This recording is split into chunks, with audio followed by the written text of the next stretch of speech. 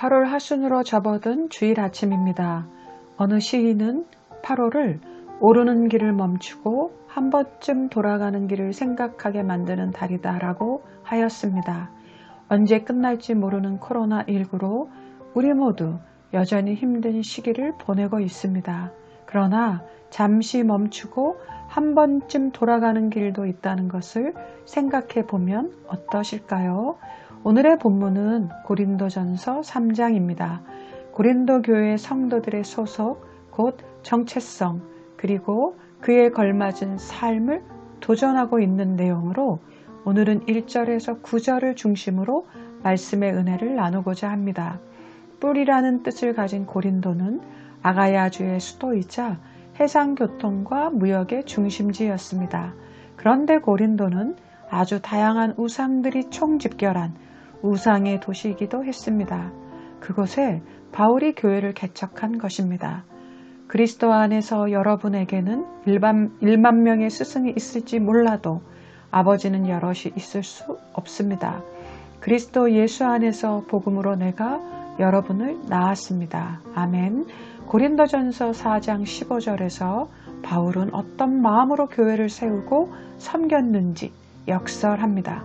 그러나 오늘 본문은 고린도 교회의 고질적 문제였던 분파에 대해 언급합니다. 바울의 피와 땀과 눈물로 잉태하고 출산한 고린도 교회는 그리스도 안에서 한마음 한뜻 한 길로 가지 않고 분열과 분파의 소용돌이 가운데 처해 있었던 것입니다. 바울은 분파를 짓는 교인들을 향해 여전히 육에 속한 사람이라 규정합니다. 시기와 싸움을 버리고 주님 중심이 아닌 인간적인 사고방식으로 살기 때문입니다. 개척자 바울의 마음은 어떠했을까요? 억장이 무너지는 것 같지 않았을까요? 교회의 분열이나 분파는 장마 전선이 몰려와 엄청난 물폭탄을 쏟아붓는 것처럼 교회 공동체에 뿌리 깊은 불신과 원망, 혐오, 분노 등 부정적인 영향을 끼치는 것을 알 수 있습니다. 분파의 문제와 육에 속한 사람이라고 규정한 바울은 사역자와 성도들의 정체성이 어떠한 것인지 명확하게 알려줍니다. 우리는 하나님의 동역자들이요 너희는 하나님의 밭이요 하나님의 집이니라. 아멘. 바울은 자신을 포함한 모든 사역자들을 하나님의 동역자들이라고 부릅니다. 신기하게도 짧은 한 절에서 하나님의라는 소유격 단어가 3번 사용됩니다. 모든 것이 하나님의 소유라는 것을 강조하는 것이지요. 바울은 교회를 개척하였지만 기득권이나 우월감을 드러내지 않으며 시기심, 경쟁심, 질투심도 보이지 않습니다. 하나님의 동역자들은 오직 주인이신 하나님을 위하여 하나님의 밭이요 하나님의 집인 고린도 교회를 위해 함께 섬기는 자들이라고 합니다. 또한 바울은 성도, 곧 교회를 하나님의 밭이요 하나님의 집이라고 합니다. 밭으로 번역된 헬라어 게오르기오는 신약 성경 가운데서 오늘 이 구절에만 등장합니다.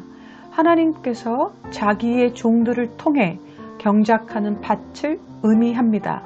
또한 집으로 번역된 오이코도메는 본래 지음, 세움, 건축이라는 뜻을 가진 단어입니다. 이 역시 하나님이 자기 종들을 통해서 세우는 건물을 의미합니다. 그렇다면 왜 바울은 하나님의 동역자들, 하나님의 밭, 하나님의 집이라 표현하며 하나님께서 주인이시라는 점을 강조하는 것일까요? 사역자들과 고린도 교회 성도들로 하여금 스스로를 성찰하도록 하기 위함입니다. 자신들이 하나님께 속한 자임을 분명하게 인식하라는 것이지요. 고린도 교회는 하나님의 밭과 하나님의 집입니다. 사역자들은 같은 목적을 위하여 일하는 하나님의 일꾼들입니다. 특정 지도자들을 중심으로 분파를 형성하여 분쟁하는 것은 하나님의 밭, 하나님의 집으로서 도저히 있을 수 없으며 있어서는 안 되는 일인 것입니다. 고린도 교회와 마찬가지로 우리 역시 하나님의 밭이요, 하나님의 소유요, 하나님의 집이요, 하나님의 것입니다. 그러므로 오직 주인의 밭을 위해 수고하는 하나님의 동역자의 심정, 동역자 의식을 가지고 마음을 합하여 하나님의 교회와 하나님의 뜻과 하나님의 영광을 드러내는 사역과 삶을 살아야 하는 것입니다. 개인이나 인간의 욕심으로 교회가 분열되거나 사람을 따르는 것은 절대로 있어서는 안 되는 일이지요. 사랑하는 시은서교회 성도 여러분, 우리는 분쟁의 아픔이 어떤 것인지 잘 알고 있습니다. 분파와 분쟁, 시기와 다툼은 하나님은 물론 교회의 성도들에게까지 씻을 수 없는 상처를 안겨줍니다. 그러므로 우리는 어떻게 해야 하지요? 하나님의 소유, 하나님의 것임을 깨닫고 오직 하나님께만 집중해야 합니다. 교회의 주인이신 그리스도 예수 안에서 오직 그분만을 주목하며 영광을 돌리는 일에 한마음 한뜻을 가져야 합니다. 시기와 질투는 하나님의 말씀의 능력으로 말끔하게 지워버리고 그리스도를 향한 사랑으로 하나 되는 우리 모두가 되길 주님의 이름으로 기도합니다. 기도하시겠습니다.